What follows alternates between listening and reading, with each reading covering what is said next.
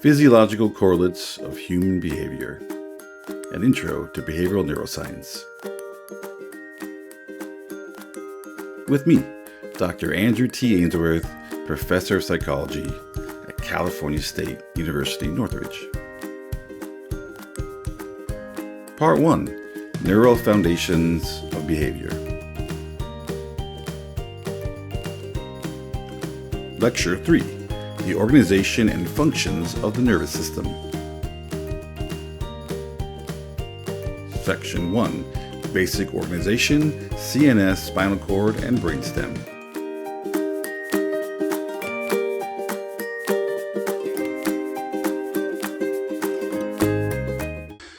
As we're going in to talk about the spinal cord and the hindbrain, midbrain, it got me thinking about it's kind of sad that a lot of what we know about what the spinal cord does, or at least in the past, was because of spinal cord injuries.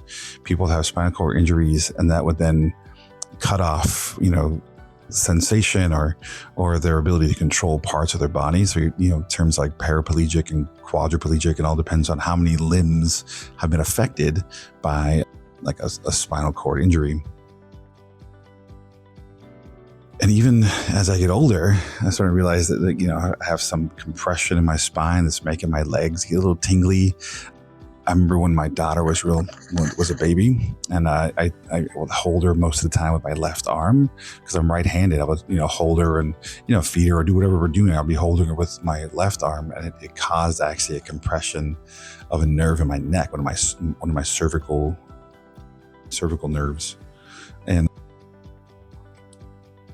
I remember, man, it caused a tremendous amount of pain. I was losing functioning in my hand, feeling, and it everything tingled. It radiated pain in my shoulder. It was gnarly, and I remind my daughter about that stuff all the time just to make her feel guilty. But anyway, but it's pretty amazing, like how much the spinal cord could impact everything that we do. So take care of that spinal cord and your spine for that matter. Don't let it get compressed. Don't let things happen. Stretch. Do some yoga every once in a while. Keep that spinal cord happy and healthy. Anyway, let's get to lecture and talk about the spinal cord, the hindbrain, midbrain today. I hope you're excited.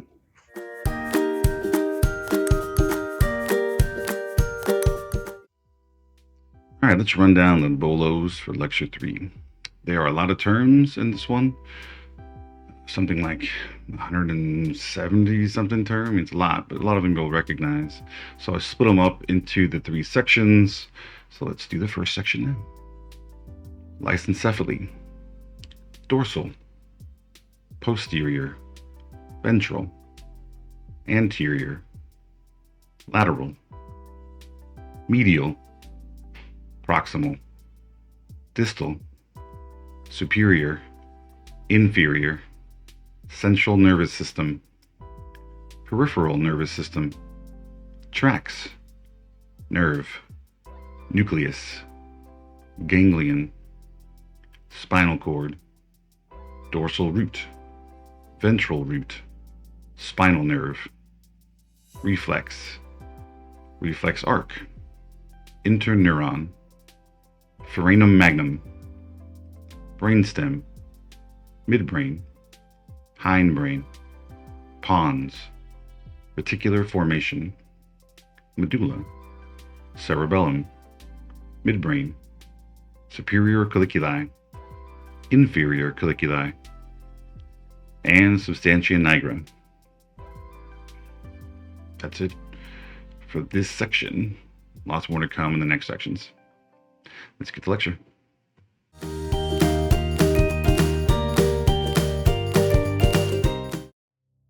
Doctor here, back with some more knowledge on biopsychology.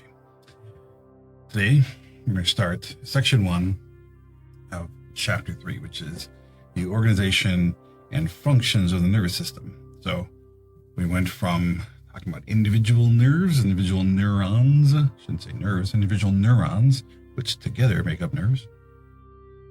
And now we're going to we started at the very smallest point, like microscopic. Now we're sort of branching out, getting bigger, going to the nervous systems. We're talking about the brain, the spinal cord, all the functions. Maybe not all, but a lot of them. For with the first section here, we're going to talk about the basic organization, and we're going to cover things like the spinal cord, and we're going to start with the brain stem. So we're going to start back on the simpler parts of the brain in this particular section, and move on to more complicated parts of the brain as we sort of move from the middle of the brain, bottom part of the brain, move sort of outward. All right, so we're still in part 1 of the course, which is sort of neural foundations of behavior. And let's get started.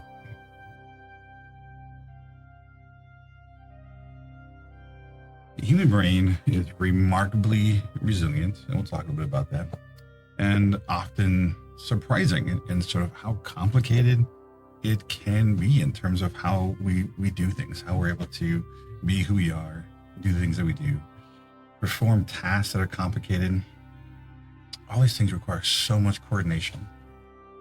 Typically, conditions like something like lysencephaly, which is something called smooth brain, result in impairment, but not always. So we're used to seeing these pictures of the brain, right, where they're just wrinkly, waves and waves of tissue. So a smooth brain is one in which there is no wrinkles.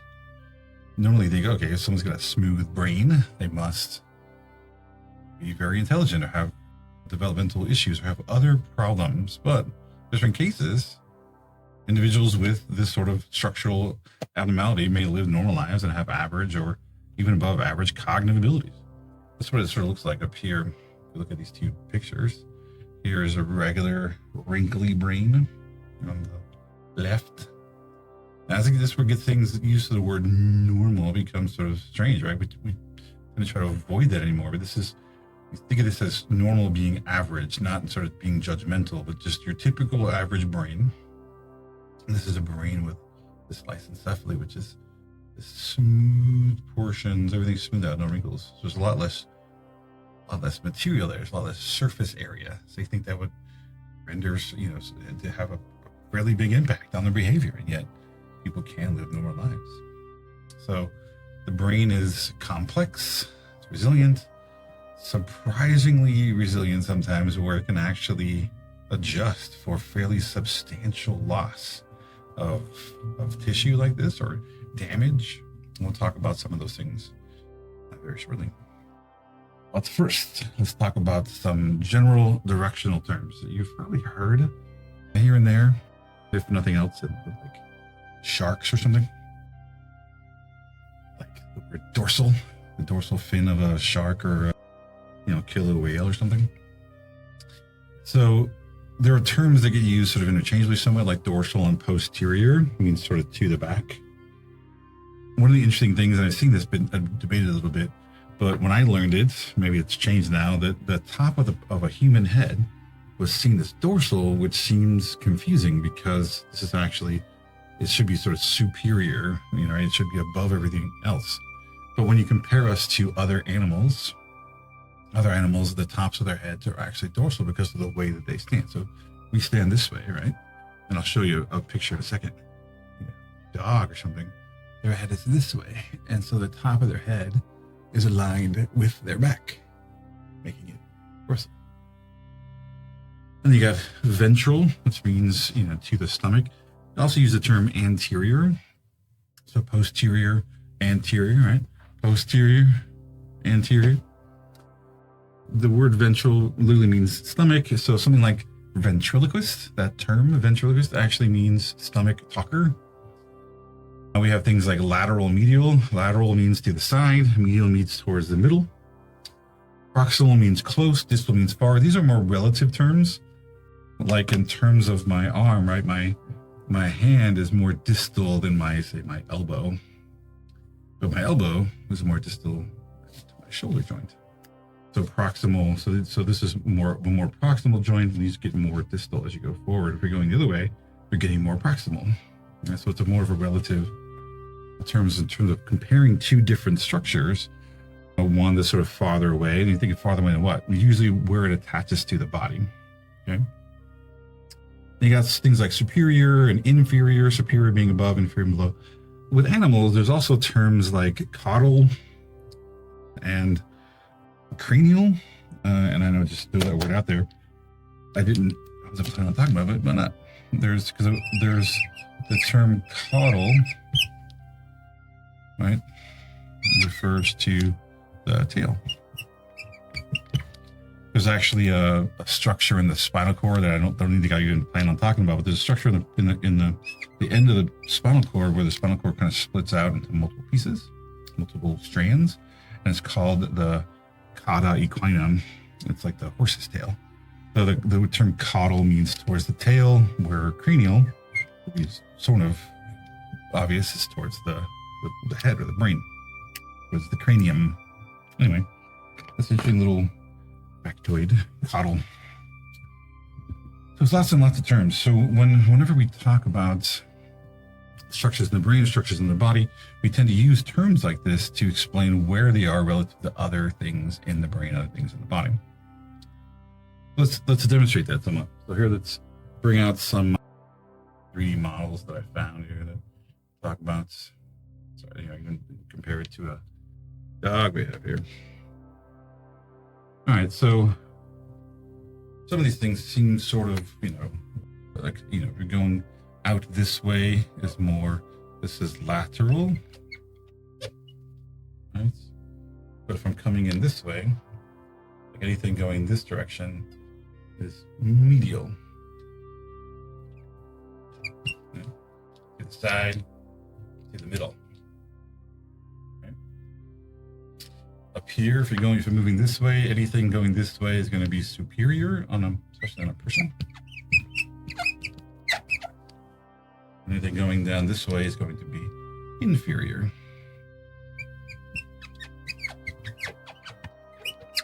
Okay. Looking at this next person here, see this side, I'm writing this way. This side would be ventral.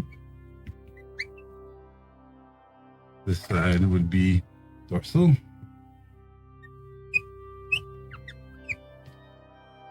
Okay, dorsal with an A. Okay. This is also anterior and posterior. What's we got? Ventral, medial, dorsal. I wanted to make, again, this comparison to an animal where, again, it's because of their tail out here, anything going this direction, which in a person would be somewhat going inferior, but this way they talk about it going caudal, this way going cranial towards the head, right? And then if I turn our little friend here around, so he's facing the same sort of direction as the person, you start to see why the top of the head here aligns with the back and becomes dorsal. So sometimes you'll see, and depending on where you're reading and where the information is coming from, you might see that the top of their head is seen as superior.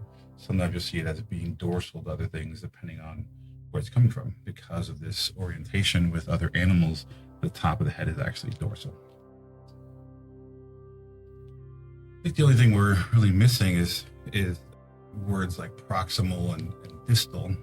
The thing is, it's kind of interesting, like relative, looking at this person, say their feet here, right? Their feet is distal relative to their knees, and the knees are distal relative, say, to their hip joint or something here, right?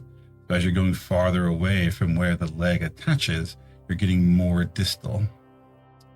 So if you're moving this way, you're getting more distal. Okay. But if you're moving the other way, things are getting more proximal.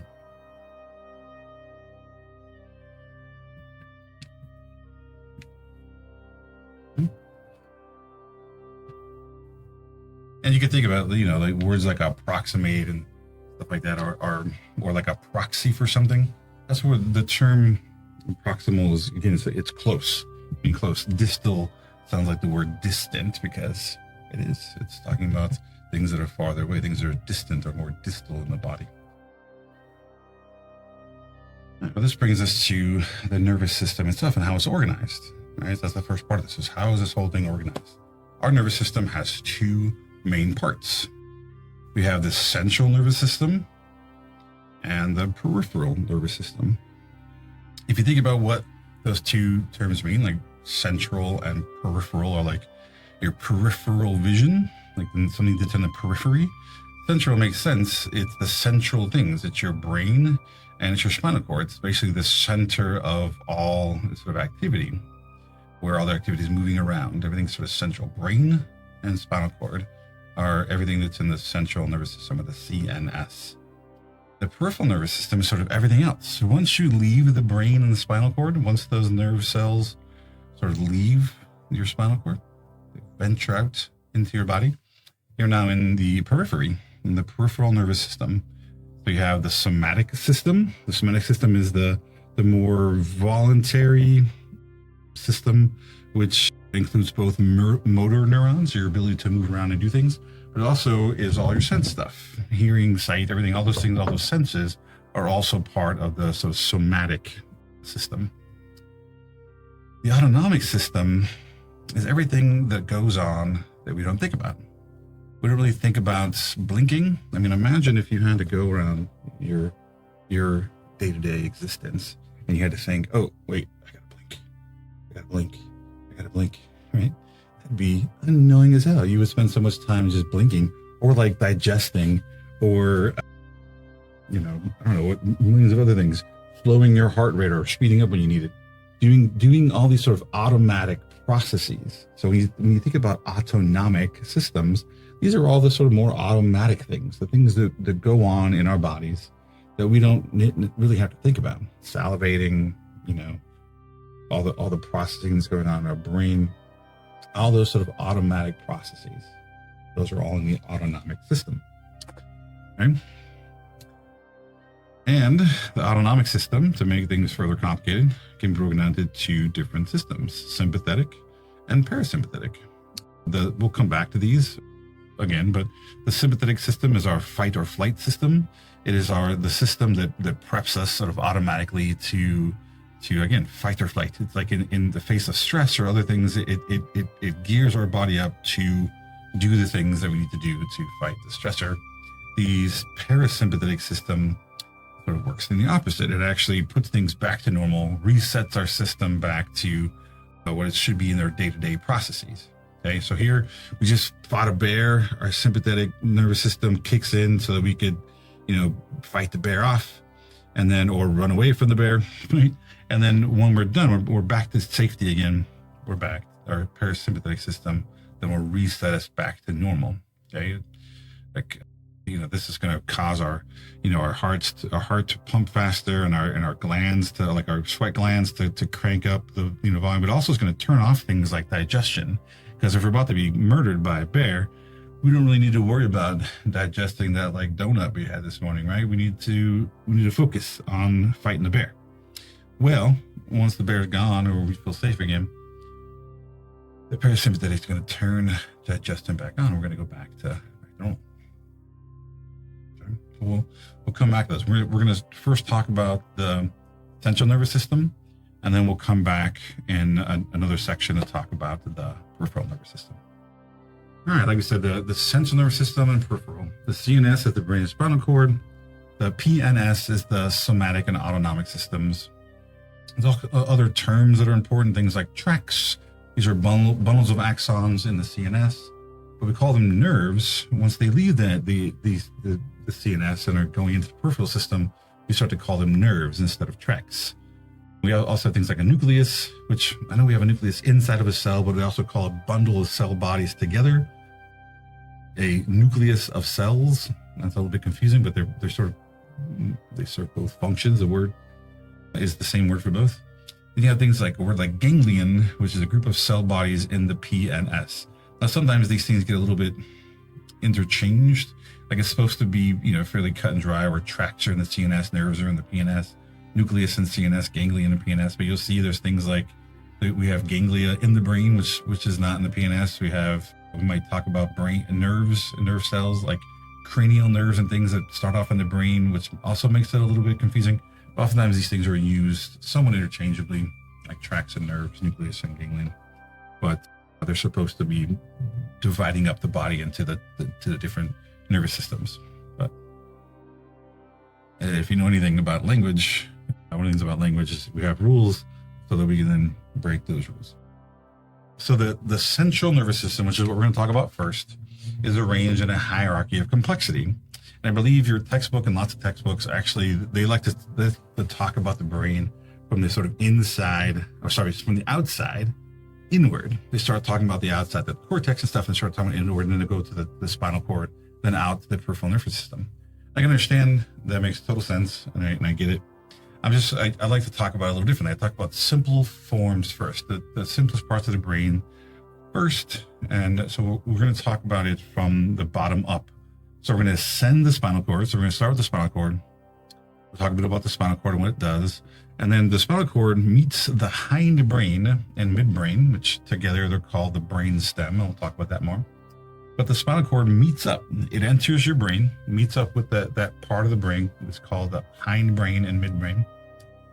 And before then entering the forebrain, so I'm going to talk about it in that order: spinal cord, hindbrain, midbrain, forebrain. The neural structures and behaviors they control become more complex as you go up. Okay, so it's pretty simple tasks and things. Behaviors are in the spinal cord and in the hindbrain. They get a little more complex in the midbrain, and then they get a lot more complex in the forebrain. So we're going to talk about it in that order.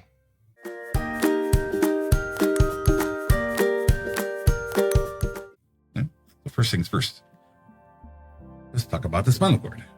So in the central nervous system, the spinal cord runs all the way down from where it leaves your skull. It goes all the way down to about your lower back, where it sort of splits off into that tail I talked about called the cauda equina. But these are about finger-sized cable of neurons, so it's not even very thick. It's about the size of your finger.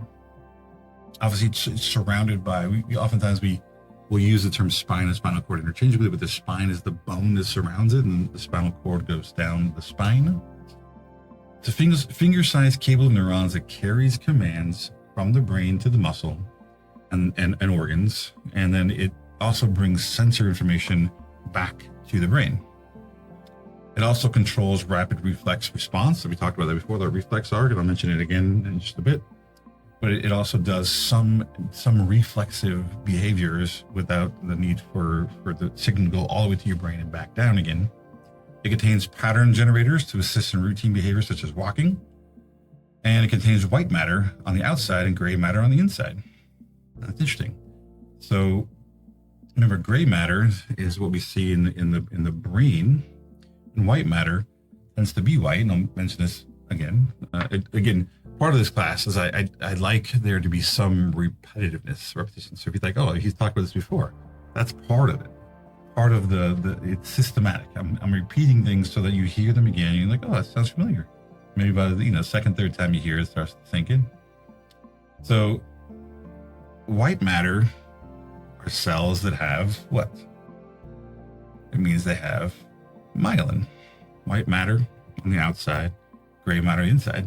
So the white matter, the outside of the spinal cord, is really for more rapid signal transfer. We want to make sure we have a signal that goes from my brain to my foot. I want to get there fast so I can pick it up and do stuff with it. That's going to go through the white matter, the myelinated cells, to get there quick, long distance.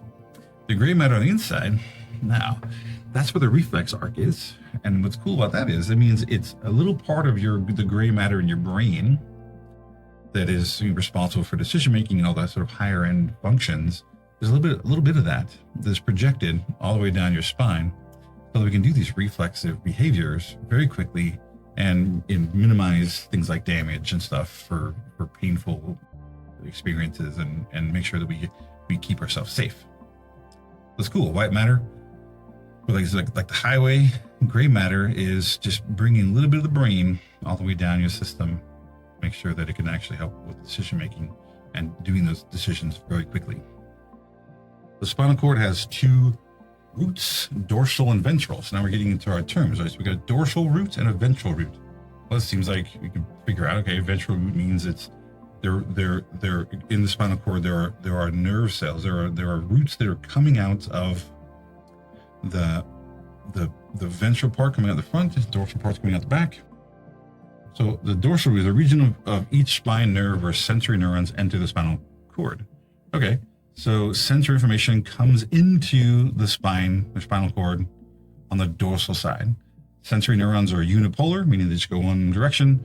The clustering of cell bodies in the dorsal root ganglion explain the dorsal root's enlargement. So the dorsal root tend to be a little larger than the ventral one because of this sort of clustering of all the ganglion. A sensory neuron may be up to 1 meter in length for remote destinations like the fingertip or the toe.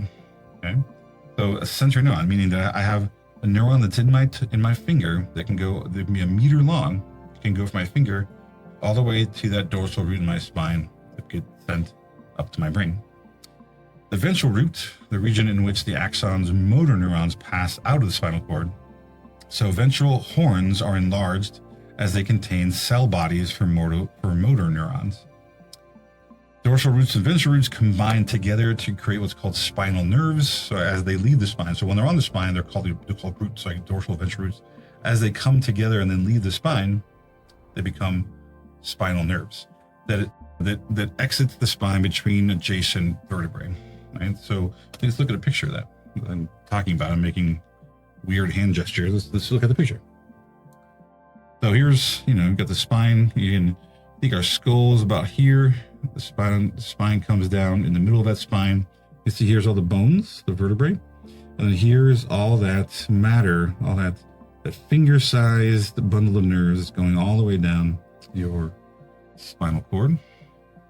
And if we take and look at just a small piece of that right there and enlarge it, you can see, look, there's the gray matter in the middle. There's the white matter around the outside. You have the dorsal roots here that is this is looking at the same direction. That's the picture, but the person's looking that way, looking away from me. So it means that the side closest to me, this side, is the dorsal side. There's a dorsal root here. And then the ventral root there is in the front. And you see they come together to create these spinal nerves that exit out in between the vertebrae here and go out into your periphery. At that point, once those roots come together and create that nerve, we've left the CNS and now venture out into the PNS. Now, every time I say PNS, I'm going to try to over enunciate it, because if I don't, it sounds like something very different. Anyway, if you don't get that, perfectly fine. I'm just going to continue to say PNS just to make sure that it doesn't sound like a different word. Anyway, here's that little projection of the brain. It's going all the way down the spinal cord, and it's allowing for quick. You can see dorsal root, ventral root. It allows them to connect together very quickly, right? To connect together, creating that reflex arc and getting that signal back to the muscles quickly. Pull your hand away for your foot to kick out during a reflex test. All those things. So spinal nerves, which we'll talk more about later, because spinal nerves technically are getting into the PNS, the peripheral system, right? So we're going to talk more about that later. But spinal injuries may impair or destroy any body-brain connections below the point of the injury. So if you have if you have an injury that's to your spine here, likely anything below that you won't be able to communicate between your brain and your extremities. So another thing that happens too is loss of cartilage. Let's go back one second. One thing I didn't really talk about here, you can't really see it, but in between each vertebrae, it's sort of right there. And you can see it just a little bit. Those are the discs. They're little cushions of cartilage in between the spine that keep your sort of the spinal column and the vertebrae cushioned. Now you may have heard people say, "Oh, I slipped a disc in my back." Well, what happens with that is the disc actually gets squished, and when that happens, because the spinal cord is there, those discs can they get squished and they start to bulge out and slip out between the vertebrae and start to push on the nerves, causing pain, causing sometimes destruction of those nerves. The loss of cartilage between the vertebral segments, the vertebrae, can cause compression of the exiting nerves and result in pain and impaired sensation. So people oftentimes will slip a disc, and then the legs will be numb, of difficulty walking sometimes, or just pain in the back from where it's constantly putting pressure on that nerve, on those roots, on the spinal cord itself, causing pain as you're trying to send signals to and from the brain to your body. And depending on where it is, usually when people talk about slipping a disc, usually it's in the lower back, but I guess you could do it in your neck.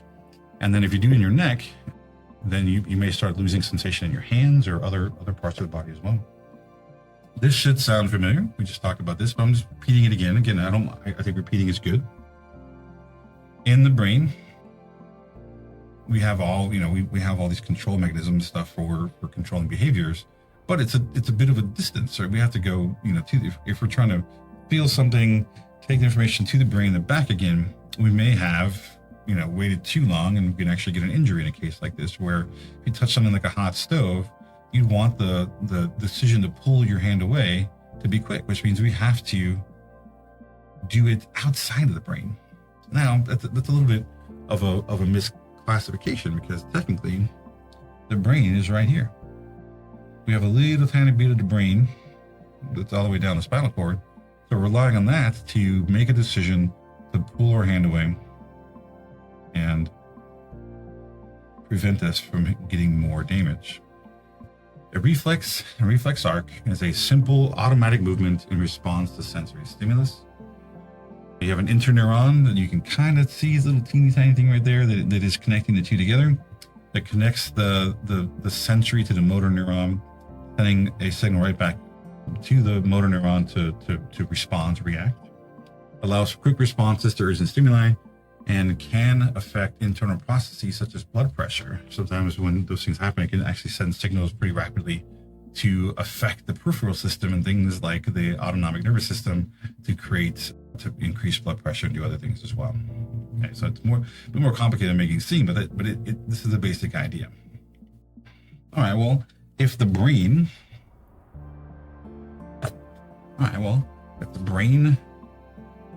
has a projection all the way down the spine, it seems like now we're starting to get in some gray area about gray matter, right? Well, where does the spinal cord end and the brain begin? What do we make that transfer over from the spinal cord to the brain? Because there has to be some transition. And as you'll see in a second, we start talking about the hindbrain. A big portion of the hindbrain actually looks just like the spine, or the spinal cord anyway. Okay, so how do we make that designation? It seems somewhat arbitrary. So where does the spinal cord end and the brain begin? So as the spinal cord enters the skull through what's called the foramen magnum, which is just the largest opening at the base of the skull where the spinal cord enters. As soon as it passes the skull through that opening, it's now the brain.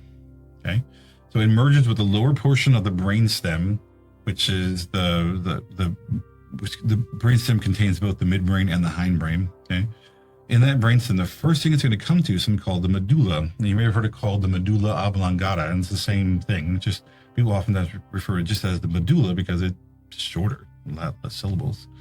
So the medulla acts like a bridge between the spinal cord and the brain. Okay, even though it's a bit confusing, because I'm pretty sure the word pons, which we'll get to in a second, is another part of the hindbrain, also means bridge. Anyway, they think of the medulla as the connector. It's what transitions from the spinal cord to the brain, and that's that first structure that it meets up with is the medulla.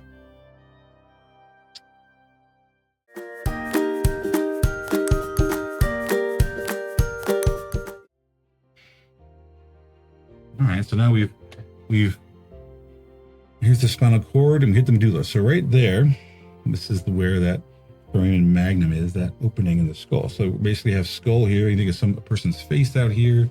This is their whole skull. They're facing that direction. So it'd be like facing this way. Okay?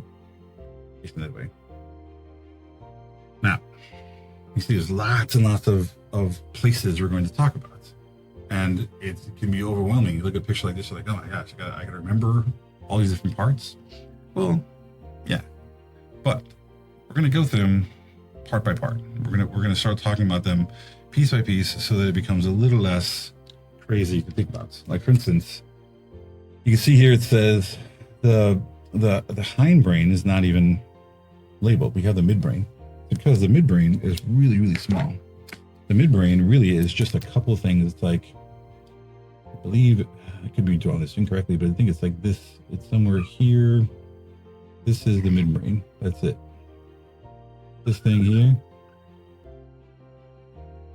That's the midbrain. Pretty small. Everything below that down here, starting with this big sort of bulb out here, all the way down to the medulla and across.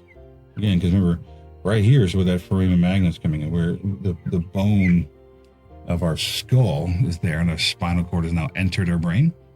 So we're now in the brain. And then we come up, we got this large mushroom-looking thing over here. All the way around. All this stuff. All the way here. All that. Different color.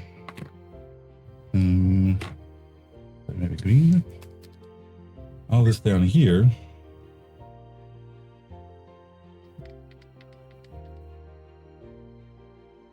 All the way over here. This thing. Okay, all that. That is the hindbrain. It contains the cerebellum, the medulla, and the pons. Okay, and it really, it separates out here, right there, because above that is the midbrain. Here's our midbrain here, in the middle. That's our midbrain. So you probably guessed it. This is the hindbrain. That's the midbrain. Everything else, all the rest of that, that's all forebrain. The forebrain is definitely the largest of the structures in the brain, the parts of the brain. We're going to spend a lot of time talking about that. That's why today we're just going to talk about just the hindbrain and that little bitty midbrain. And then we'll come back to talk about the forebrain in its own section because there's so much stuff going on there. All right. So a lot of you see here, there's a superior and inferior colliculi. Those little bumps there, that's really the main things we're going to talk about as part of the midbrain here. So there's really only two structures, three if you include this other one called the substantia nigra that we'll get to. Those are the only things really found in the midbrain we're going to talk about. The hindbrain, there's really only three fairly large structures: medulla, pons, cerebellum, and everything else, man. All this other stuff we're going to talk about as part of the forebrain. Just in case you want to, see a little bigger.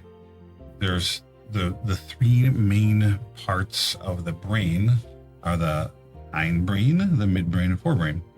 So again, this is a different picture, just so you can sort of see it differently. You got, as the spinal cord comes up, you're going to talk about the medulla and the pons are here, right? This big bulb there. And then this is the cerebellum. But those structures are hindbrain. Just above that, it's teeny tiny, this little piece right here. That's the midbrain. And then everything else above that is the forebrain.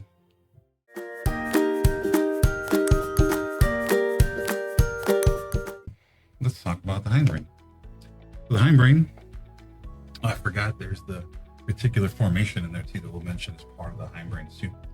So we have the hindbrain, pons, reticular formation, medulla, cerebellum. Those parts are all here, and let's just make sure that we know what we're talking about. Again, this comes up right where your brain, hits that opening in the skull. Anything that is here, to make sure I don't hit that part there.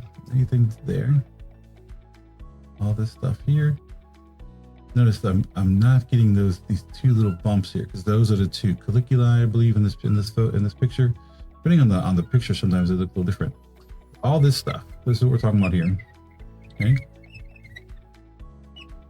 this section here is the hindbrain, okay?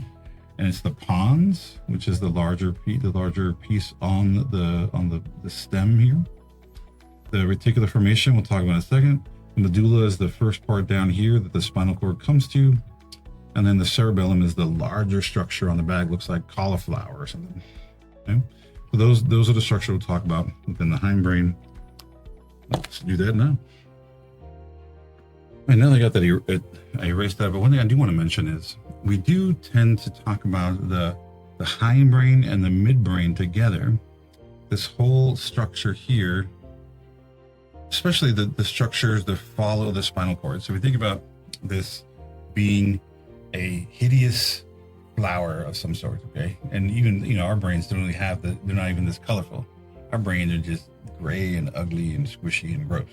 But imagine it as just a gross flower. Well, this would be the stem, right? The spinal cord coming up is the sort of stem to the flower. You can see that the stem seems to go all the way up to here somewhat and connect to the brain. So if you think about this part as the stem, then you can think of the hindbrain and midbrain, especially the parts that follow along the spinal cord, as the brain stem. Okay, as the brain stem. Again, it's called the brain stem because if this were a hideous flower, this would be the stem of that ugly, ugly flower. I also imagine it wouldn't smell very well either, as flowers go. But I've actually smelled one. That's a whole other story. And I'll tell you about that in a second. Now, some of these classes, maybe not 250 so much, but when you get into some of the higher end classes like 402 or some other like higher level psychobiology or neuroscience courses, you may actually have a chance to dissect your own brains. Sometimes they'll bring in sheep brains or other stuff, and you kind of dissect them and see what's going on. But this is an online class, right? This is all done asynchronously. I can't do that. So the best thing I can do is I found some of these videos that I have that show parts of the brain, they're real brains, and show pieces of it so you can get an idea what it looks like for reals. Let's take a look at this. When we look at the brain from below, the brainstem stands out clearly. You can see how it essentially connects the cerebellum with the cerebrum. The brainstem is also readily apparent if we look at a cross-section of the interior of the brain after it has been sliced down the middle. The brainstem encompasses the midbrain, the pons, and the medulla.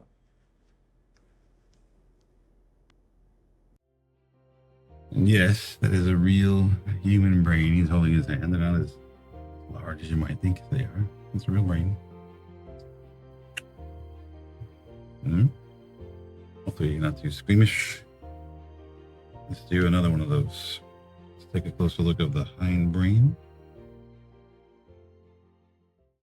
The hindbrain consists of three structures. The cerebellum, which we see here, a relatively large structure that constitutes about 10% of the brain's total volume. The pons, which is found near the top of the brain stem and appears to protrude from it. And the medulla, which is located at the base of the brainstem just above the spinal cord. I also want to make this clear too that this particular brain has been cut in half. We're looking at half of the brain, but looking at sort of from the inside. Okay, so this would be like the left half of the brain being looked at from the right side. Okay, just to make sure you know what you're looking at. All right, so hopefully that wasn't too gross. All right, let's talk about what these things do. The pons is a region which contains centers related to sleep and arousal, which are part of the reticular formation. So the pons is part of the reticular formation, and sometimes it's a little bit tricky to say that this part of the brain is in this section, because sometimes they might transcend multiple parts. So the reticular formation is one of those. It's a collection of many nuclei running through the middle of the hindbrain and the midbrain. So it actually it's not just the hindbrain, it actually is parts of both. The reticular formation has an important role in sleep and arousal, attention, and aspects of motor activity, including reflexes and muscle tone. So I know that this is in parts of the brain. So the hindbrain and the midbrain to a certain extent, but the hindbrain, a lot of that people consider that sort of our lizard brain, right? It's one of the parts of the brains that develop first, and therefore it controls lots of the subconscious, unconscious motivations and roles, which we'll talk about in another chapter. But that's what the reticular formation, again, it's sleep, it's those kinds of controls, behavior controls that's responsible for. So if there's part of that that's damaged, you may have trouble sleeping, you may have trouble with all kinds of stuff, like you may have issues with attention, you may have trouble staying awake or being too aroused all the time. There's some aspects of motor activity in there too. But again, think about, the pons, the medulla, and the cerebellum. All those together are all, again, doing these more primitive functions, not nowhere near the higher level of functioning that comes along with the forebrain. So these are much more like other animals have these same structures, and they do pretty much the same things that ours do. Okay. So the medulla, now this is a little bit backwards in terms of the medulla. As you're coming up the spinal cord, medulla is what you would actually come to first, and then the pons would be above that. But this forms the lower part of the hindbrain, the part that connects to the spinal cord. Its nuclei are involved with control of essential life processes like cardiovascular activity and respiration, breathing. So one of the things I wanted you to connect to this too, as we talk about this, I'm sort of throwing this out there as an aside, is that we're talking about the CNS, and we're talking about things in the brain that do certain things, right? This part of the brain that controls things like breathing and cardiovascular stuff. Yes, it's part of the CNS, but as those signals go out of our body, out the spinal cord, to our heart, to our lungs, to things to do respiration, it now becomes part of the autonomic nervous system. So yes, the autonomic nervous system is part of the peripheral system, but it's got to be, those signals got to come from somewhere. And the brain generates the signals in places like the medulla, and they go out to do autonomic control of things like respiration and your heartbeat, right? Your heart rhythm. Even though we're talking about the CNS, it is connected to the peripheral system in that way. So all these things work together. And even though we're saying, if it's brain and spinal cord, it's CNS, if it's outside of that, it's PNS, they all sort of are working together in one concerted effort to keep us alive. Okay? That's the whole point. Keep us alive, keep us well, keep us doing what we got to be doing. And that's what's going on here. So I'm just wanting to make that connection. So we're talking about things that have very automatic, right? It's essential for life processing, which means it's very, very, you're not sitting around there thinking about your heart beating or thinking about breathing, because they're all pretty much automatic. So this is the center, or one of the centers of the brain. They're sending signals to those functions that will be received by the peripheral system and taken to those organs to do their thing. So it's all working together. What about the cerebellum? The cerebellum looks like cauliflower or something on the sort of the base, bottom part of your skull, the base of it. It has a distinctive looking structure on the back of the brainstem, which is wrinkled and divided down the middle like cerebral hemispheres. And the term cerebellum means little cerebrum. So our cerebrum, we'll talk about later, is the outside, the wrinkly part of the outside of the forebrain. And this looks like a little version of that. And so it actually got the name little brain for the fact that it actually resembles the larger part of the brain. The cerebellum refines movements initiated by motor cortex by controlling their speed, intensity, and direction.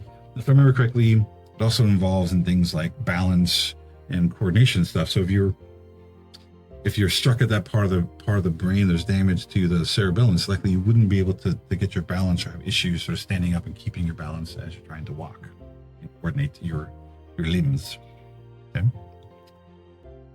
Damage to cerebellum results in imprecise movements and difficulty with automatic patterning of movement or routines like walking and taking the stairs. Again, so things like coordinated motor behaviors become difficult. Things like balance becomes difficult. The cerebellum plays a role in motor learning and is thought to be involved in other cognitive processes, procedural memory, and emotion. The cerebellum contains 70% of the brain's neurons in a region the size of a fist. Right? So it's great. It's small, but it has tons of stuff going on because a lot of our automatic processes are being run by everything that's in this hindbrain. respiration, breathing, balance, all the stuff that we're not really thinking about that just happens sort of automatically. It's these structures in the hindbrain that are running it all. Much of which we still don't really understand. There's still a lot to learn about the cerebellum, and we haven't quite got to fully understand everything about it yet. We'll get there. Always making progress in terms of understanding the brain and behavior.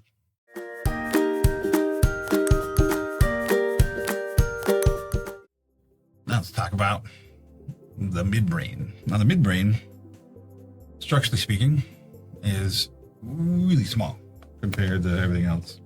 You gotta think like this, this whole structure here, that's all the hindbrain, right? Again, the midbrain is these couple of little things here, things there, basically this section here. That's it. That's all we're talking about. This is the midbrain. Okay.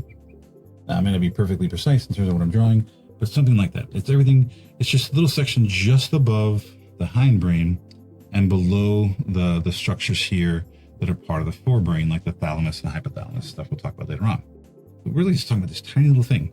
And it's got these two major structures called the superior colliculi, inferior colliculi, and there's also another structure that runs through it called the substantia nigra. Now, the substantia nigra I mentioned before when we were talking about Parkinson's disease and schizophrenia. The substantia nigra generates a lot of dopamine. So a lot of our dopamine comes out of this particular part of the brain and feeds the rest of the brain with the needed dopamine. So when this part of the brain gets damaged or there's issues here, you start to see disorders like Parkinson's and schizophrenia. Schizophrenia meaning that there's too much being generated. Parkinson's, generally, there's not enough. And things like L-DOPA are taken to try to trigger this to create more dopamine.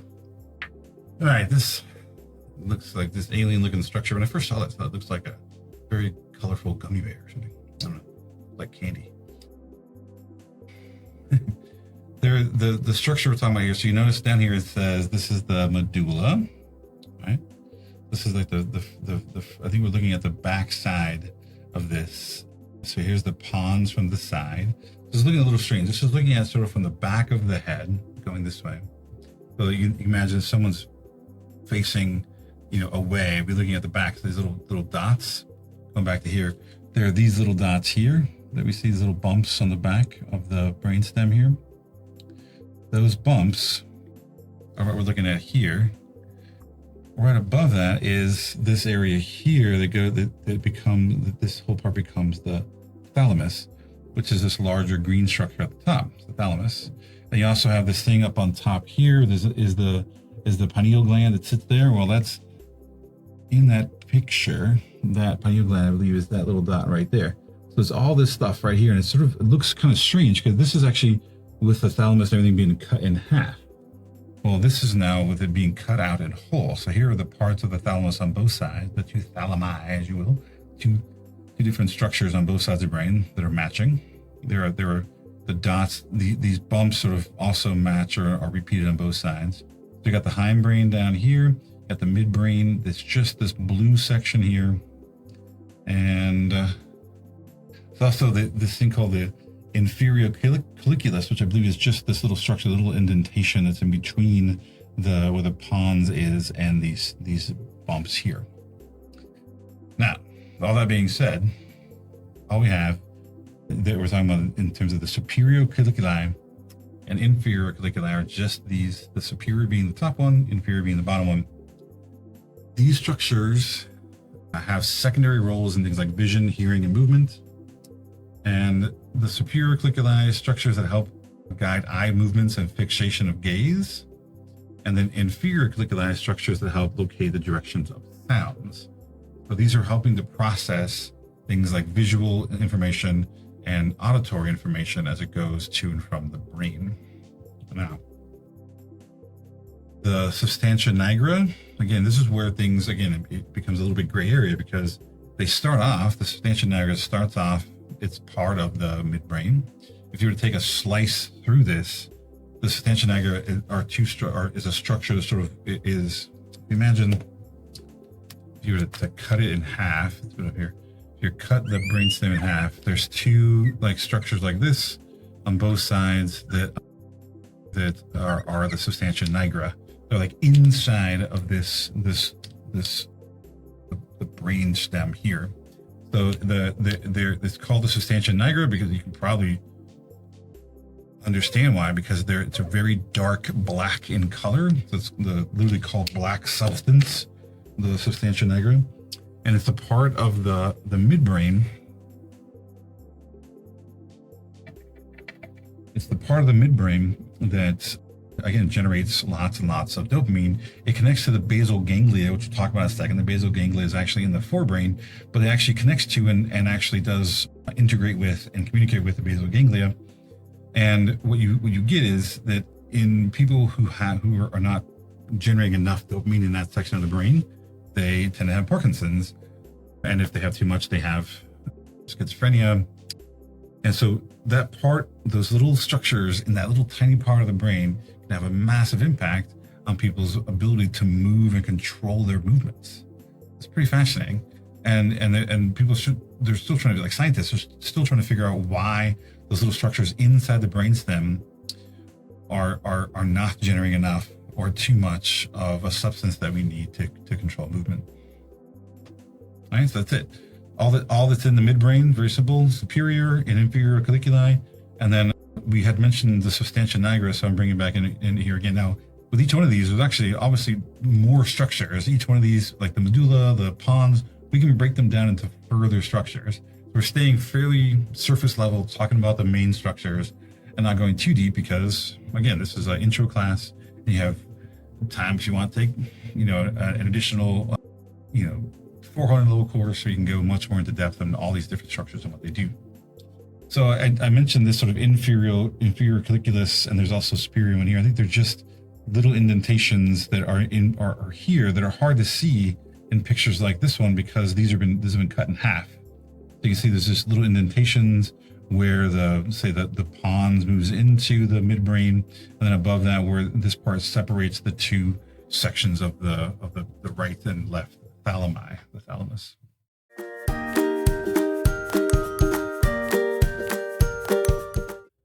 So we talked about a bunch of stuff today. We talked about how the nervous system is organized. We talked about the spinal cord and all the cool things it can do, even though we think about it as just this, cord going down our backs. It does all kinds of stuff. We talked about the dorsal ventral roots that are coming out of the spinal cord, how those turn to spinal nerves, which we'll come back to. We talked about the hindbrain and the midbrain parts of the CNS. And what we're going to do is up next, we're going to talk about the forebrain. And we're going to spend a whole section on just the forebrain. It's probably going to be a little longer than the other two sections of this because there's just a lot going on. I had a tough time trying to figure out where to cut things off. There's just so much happening, and there's so much activity, so much cool things happening in the forebrain. It's really hard to decide what things should I not tell you about, because I want to tell you about everything. Everything's really cool. It's very, very fascinating stuff. All right, so we're talking about the forebrain next. I hope you're excited.